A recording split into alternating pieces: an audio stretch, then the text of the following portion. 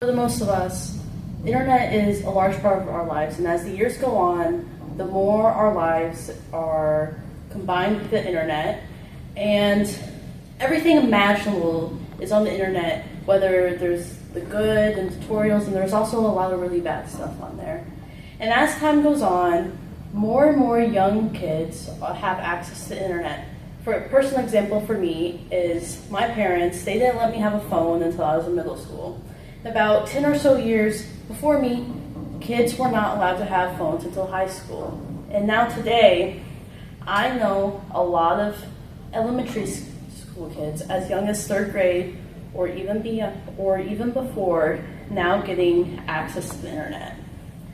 And there's a lot of things on the internet for young kids that's very distracting and harmful, whether that's interacting socially,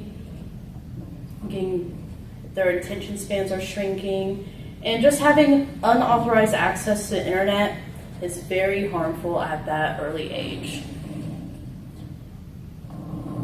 Which, having access to all this information at this critical time period really reduces their skills within critical thinking, because before having access to the internet at that age, you had to think about how things work, and now all they have to do is go on Google and type into a search bar, which at that age really impacts them later on in areas like high school, college, and their work lives.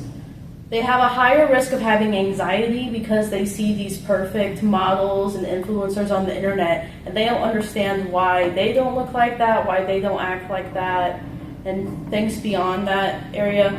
Higher risk to cyberbullying because it's easier to bully someone whenever you don't have to see them face to face, and then they see it whether on Snapchat, Instagram, messages. Things are able to get out faster. Also, a really big thing is risk to privacy. They don't know, at that age, they don't know what's right or what's wrong to say, which I bet a lot of us have said something to somebody at that young age that you wish you didn't say, because you understand what you keep private and what you can keep public. It also causes risks to social interaction because they don't know how to interact with someone in the real world outside of their phones. And there's also this phenomenon that most people now know as iPad kids, which they have all the symptoms that I just previously stated, but a big thing is they have terrible posture. Instead of an upright, like having their spine upright,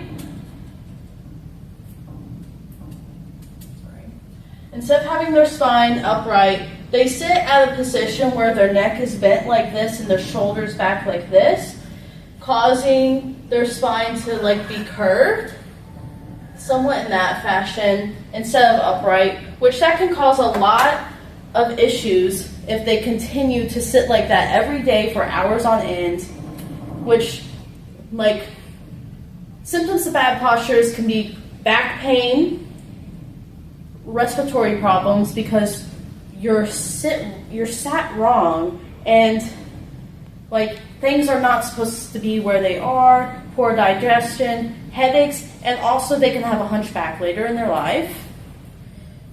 And also some things I wanted to talk about is that there's this phenomenon called mommy vloggers, which they constantly have a camera on their family 24/7, and it's your mom. You can't say, no, turn this off. They don't have any, they can't tell to stop. And these parents make money, and these kids are not protected by Coogan accounts.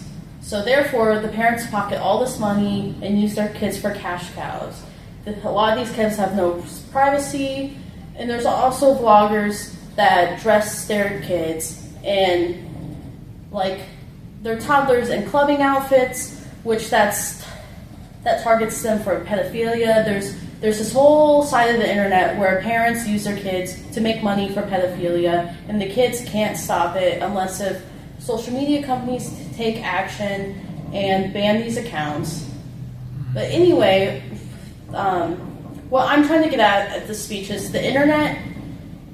Kids should not have access to internet for very many reasons. There are, well, also something I want to say, I'm sorry, is there's this new trend called with kids with skincare, because all these influencers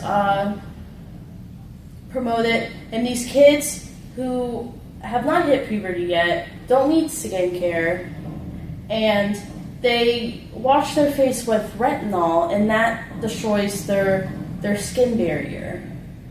And so whenever they get older, the oils in their face won't regulate properly. So with all these trends, these mommy vloggers, and just like the flat out like attention issues, critical thinking issues, children should not have early access to the internet, like until middle school at minimum, I'd say, because it just, there's no good coming out of it. And that's all.